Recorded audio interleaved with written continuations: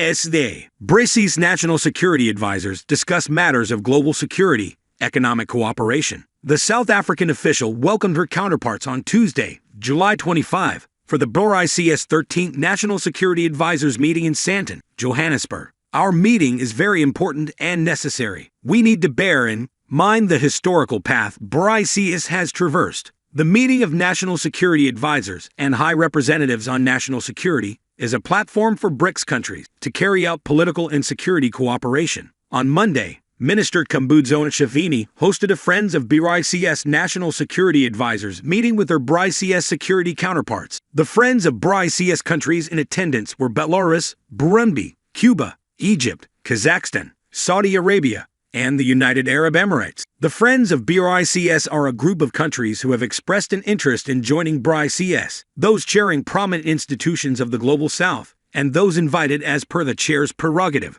Khumbudzo Ntshavheni further said, "We must reinforce the way we do things through both the Bali's and the multilateral system of the United Nations as we deal with challenges such as counterterrorism, transnational crimes, and cybersecurity." This comes ahead of the 15th Bali's summit that will take place in Johannesburg in August. The representatives discussed various matters of global security affecting their regions as well as economic cooperation. Bali's countries have already become a very important platform for emerging markets and developing countries to seek strength through unity, says China's top diplomat Wang Yi, who it was announced Tuesday, July 25, will replace Chinese Foreign Minister Qin Gang. Our 5 countries have come from afar to gather here, to follow the strategic guidance of the 5 leaders and discuss major issues related to our national security and international security. We are here to compare notes, to pour consensus, to discuss solutions, and to make political preparations for the Bali's summit next month, the veteran diplomat said.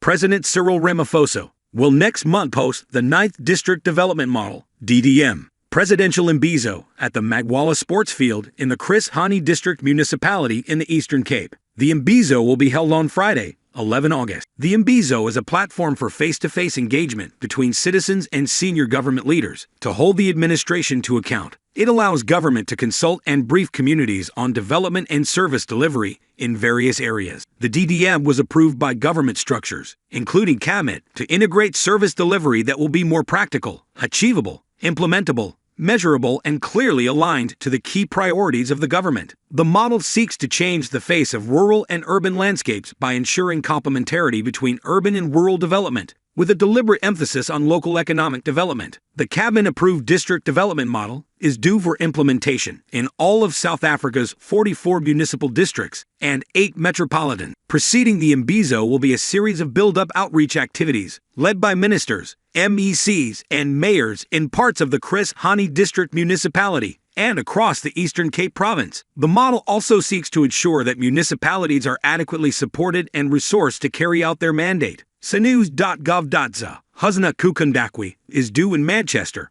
England on Friday for the July 31 to August 6 World Para Swimming Championships. It will be her second World Championships, having debuted at the London edition in 2019. But the concentration for her will be on qualifying directly for the 2024 Paralympics in Paris, France, like she did with Tokyo 2020. My main event is the 100 meters breaststroke, and once I qualify in that, then maybe I can add on more events. Kukundakwi told Daily Monitor during the Uganda Swimming Federation, USF, Nationals earlier this month. She who was born without a lower right hand, while the left hand has 3 complete fingers, has since 2018 competed in the S9 class, where some of her colleagues had a physical advantage, but she was reclassified to S8 at the World Series in Sheffield in March this year. Within reach their minimum qualification standard, MQS, for 100 meters breast is 1 minute, 28 seconds, and 79 microseconds, 1:28.79, which is less than a second better than her 1:29.66 personal best, PB.